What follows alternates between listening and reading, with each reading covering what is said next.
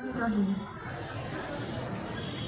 প্রিয় বিহারবাসী, সম্মানিত বীর মুক্তিযোদ্ধাগণ, বিভিন্ন সরকারি ও বেসরকারি দপ্তরের কর্মকর্তা কর্মচারীগণ, জনপ্রতিনিধি, রাজনৈতিক ও সামাজিক সংস্থার নেতৃবৃন্দ, উপস্থিত অতিথিবৃন্দ, শিক্ষা প্রতিষ্ঠান থেকে আগত ছাত্রছাত্রীবৃন্দ, তাদের অভিভাবকগণ, গণমাধ্যমের প্রতিনিধি ও সম্মানিত সুধীমণ্ডলী, আসসালামু আলাইকুম।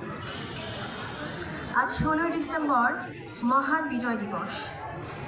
উৎসর্গের বিনিময়ে ছিনিয়ে আনা বিজয় উৎসব উদযাপন যে কোনো রাষ্ট্রের জন্যই তাৎপর্যপূর্ণ।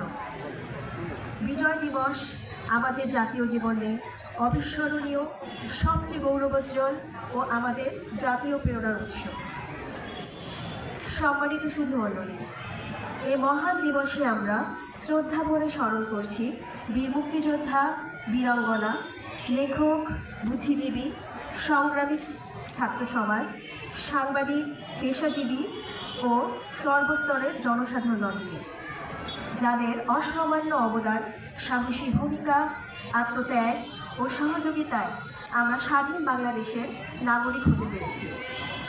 শ্রদ্ধা ভরে স্মরণ করছি জুলাই গণ অভ্যুত্থানের শহীদ ও আহত ছাত্র জনতাকে। স্মরণ করছি তাদের রক্তে রাজপথ রয়েছে রঞ্জিত। সমাগত সুধী, আমাদের হাজার বছরের পরাধীনতার গ্লানির পেছনে 1952-র 21শে ফেব্রুয়ারি শহীদগণ প্রথমবারের মতো ইতিহাসের মোড় ঘুরিয়ে দিয়েছিল।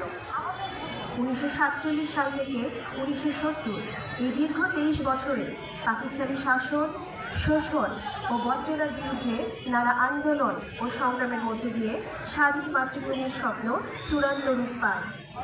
দীর্ঘ 9 মাসের রক্তক্ষয়ী ঐক্যবদ্ধ সংগ্রাম আর অনেক ত্যাগের বিনিময়ে আমরা পেয়েছি সবুজ ঘেরা সূর্য পতাকা ও স্বাধীন সার্বভৌম বাংলাদেশ। আমার প্রিয় তরুণ সমাজ, আমরা এক নতুন বাংলাদেশের সামনে দাঁড়িয়ে আছি। এক আলোকিত সময়ের দ্বারপ্রান্তে আমরা অবস্থান করছি। এখনই সময় স্বাধীন সার্বভৌম প্রিয় বাংলাদেশ বিনির্মাণে নতুন প্রজন্মকে এগিয়ে আসার। তরুণ প্রজন্মকে শারীরিক ও মানসিকভাবে যেমন সক্ষম হতে হবে, ঠিক তেমনই বুদ্ধিবৃত্তিকভাবে যোগ্য হতে হবে।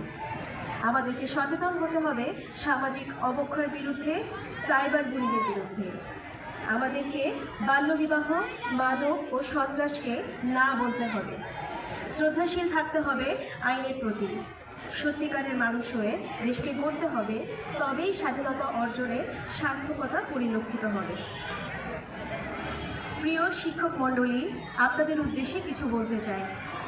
সৃষ্টিশীল প্রকাশ এবং জ্ঞানের মধ্যে আনন্দ জাগ্রত করা হলো শিক্ষকের সর্বপ্রধান শিল্প। বর্তমান প্রেক্ষাপটে তরুণ সমাজকে সামাজিক ও মানবিকভাবে গড়ে তুলতে শিক্ষকদের গুরুত্বপূর্ণ ভূমিকা পালন করা উচিত। আসন্ন এসএসসি ও এইচএসসি পরীক্ষা ও বৃত্তি পরীক্ষা সুষ্ঠু ও নকলমুক্ত পরিবেশে সম্পন্ন করার লক্ষ্যে শিক্ষক, অভিভাবক ও সকল স্তরের ছাত্রছাত্রীদের প্রতি সম্মিলিত আহ্বান জানাচ্ছি।